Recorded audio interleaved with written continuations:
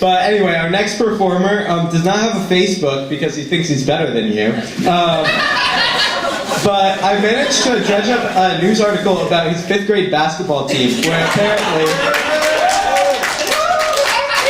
apparently his nickname was Oli Cow, O''Ly space C-O-W. Please welcome Jack O'Malley.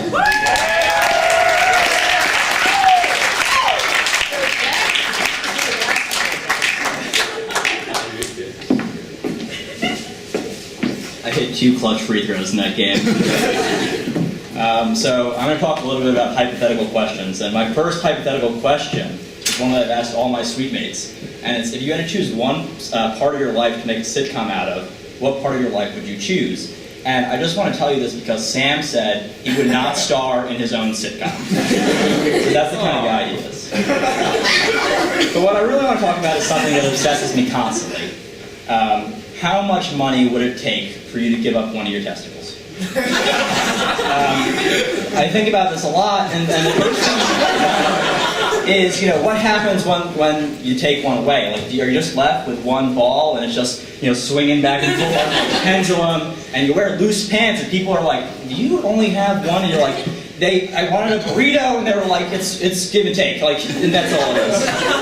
But let's say you can get a replacement, and you gotta decide, do you want a high quality replacement, or are you gonna get stuck with like a ping pong ball? But let's just say you get a good replacement. Nobody can tell. The next question is it gonna affect your ability to have kids?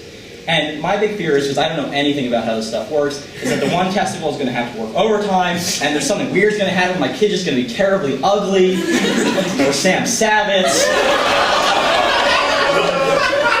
And at that point, you don't really want a kid anyway. But let's just say, your kids are going to be fine. I started asking people this question with all those caveats, and believe it or not, I get the same answer every time. People, without blinking, blurt out 100,000. That's it. It's instantaneous. So I wrote a paper about this because I thought it was so surprising, and I sent it to one of my teachers, and he wrote back, "This is a little bit silly, but probing." So we met the next week, and I was like, "Dr. Brown, what did you mean by this?" And he's like, "Well, I had never thought of such an insightful question in my life, because it's like, what does it mean to be human? What part of ourselves can we get rid of and still be a person?" And I was like, this is really validating, because I just think about my balls a lot. All right, so move on to a new hypothetical question. Ready? Inch of dick for inch of height. Would you do it? The answer is obvious. So I think it's more fun to make this question work for women. And I don't really know how to do it. For instance, is it like cup size, but then the other boob?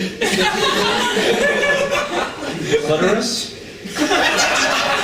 I don't know. Let's move on before I accidentally reveal how big my penis is. To the floor. The next question that I really want to talk about... All right, let me set the scene for you. Friday night, you're at home, you didn't have plans, and you get a text message. Orgy, yes or no? You've been waiting for this text your whole life. So you go to the location that they describe, and you hear Frank Ocean pouring out of this house. And you're like, this is it.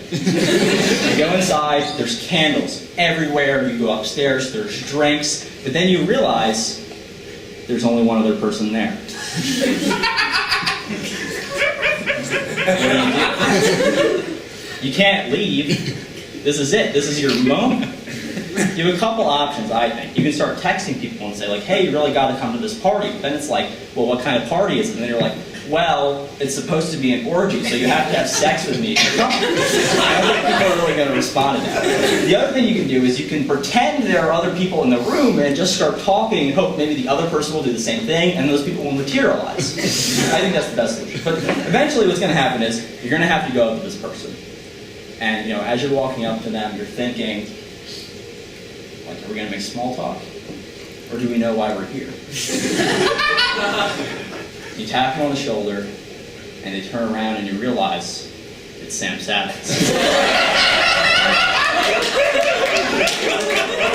At that point, I have just one piece of advice. Make sure both his testicles are real.